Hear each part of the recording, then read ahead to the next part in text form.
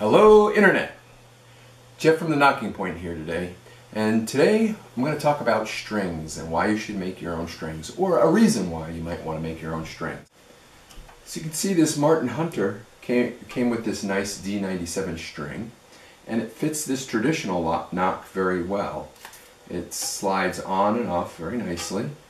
It has about the right amount of tension.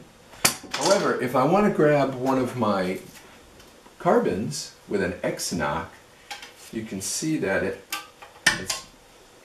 it's way too thick. This is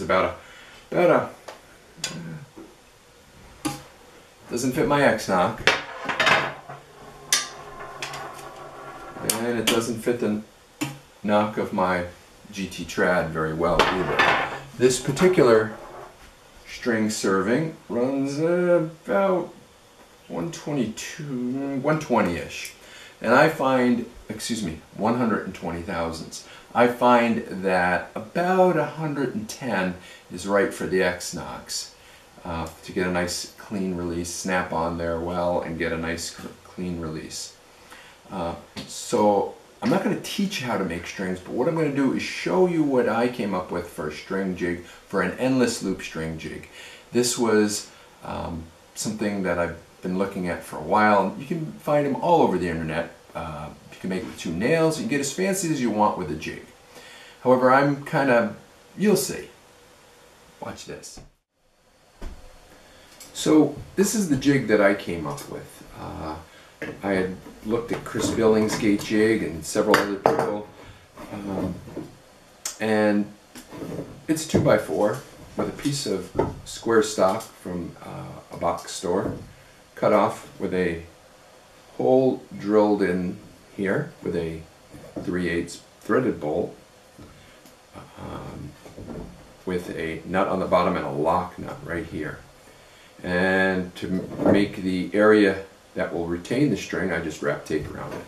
It seems pretty simple to me, and it's adjustable, and you just move the screw along the piece of wood to get the length of endless loop string that you would like. Here's a close-up of the square stock from one of the box hardware stores, and a long threaded bolt, and here is a lock nut and a regular nut to hold it in place. I drilled it through with a pilot drill and then opened it up to this diameter.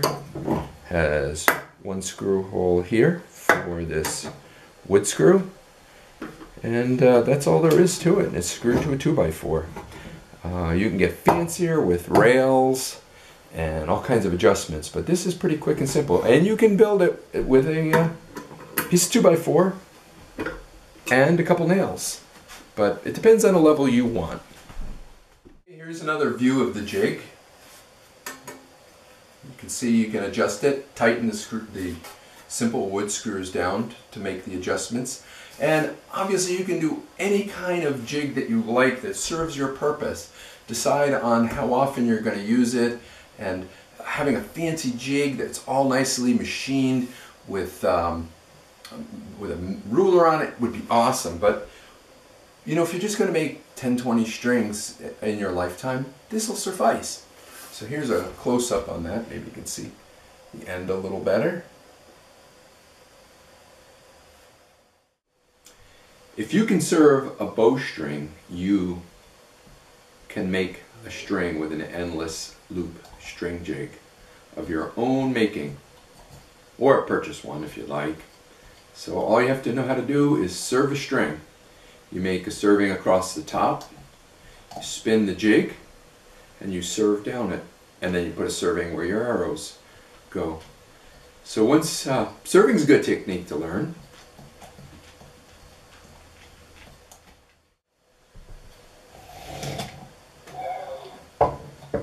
Always use a good serving material, or what the manufacturers recommend. This happens to be some BCY 3D. I got it at a really good price. Kind of an interesting color. BCY 3D. What else is a good serving material? The Halo is a nice serving material. And there's a few others. You can look at the manufacturer's recommendation for a good serving material.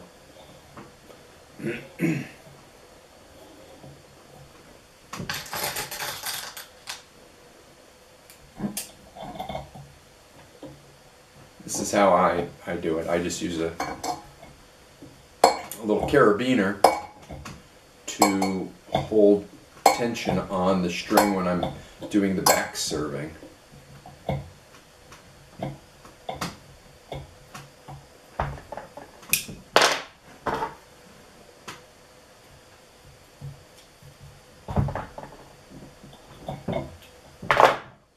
I don't bother to melt these right here when I'm doing it, just because I'm going to be serving over it. But further down, I'll melt it. Make a little. One helpful hint: if you use this style of design, when you turn your jig, turn it in the direction that the screw will tighten, so you don't loosen up your whole jig.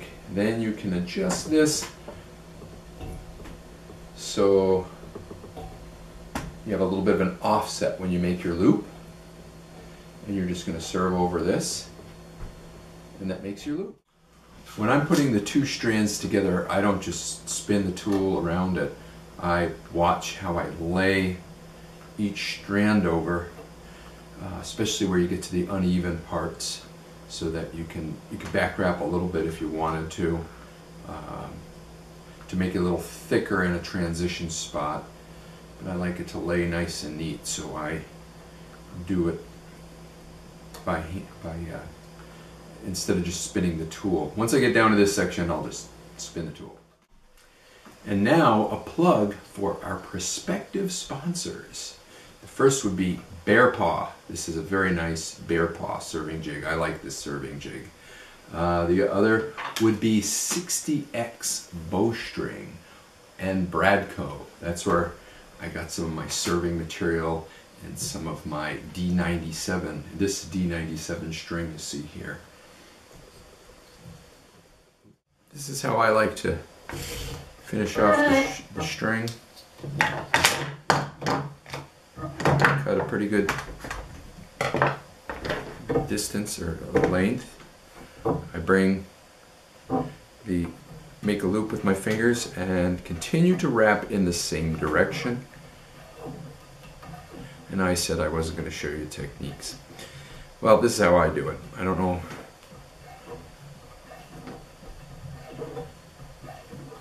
So, once I've wrapped a pretty good quantity, I grab a carabiner, hook it on the string. So this allows me to do my back wrap with some pretty decent amount of tension on it and not cut my fingers with the string.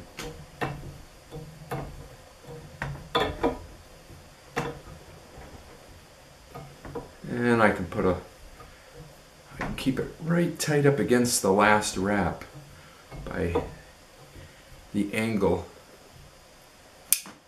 with carabiner, forceps or Leatherman. Pull a loop, give it a nice tug. I like to make a little bit of just a little bit of a tab. And you're probably not going to see it. I could try spinning it towards the camera. So then that little tab I just melt, and it makes a little ball, so that's not likely to pull out from underneath the string.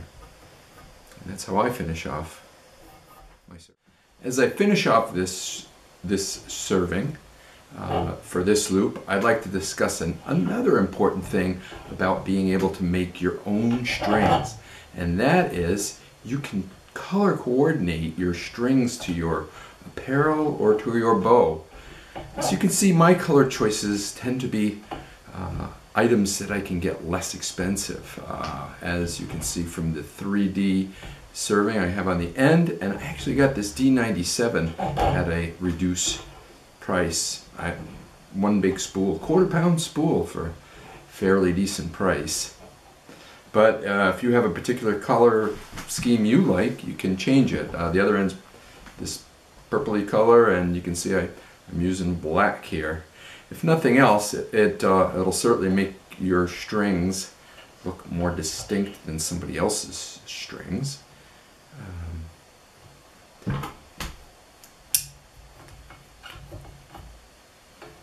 Again, the trusty little carabiner for helping keep the wraps nice and tight. I think I got this one for some kind of giveaway thing.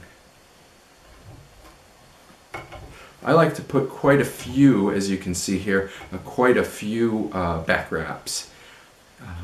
I've never had one that I've served come apart, but I see lots and lots of commercially made bowstrings that the kids in the JOAD program are using will come apart, and some of the less expensive commercially made ones that I've purchased just come apart pretty easily.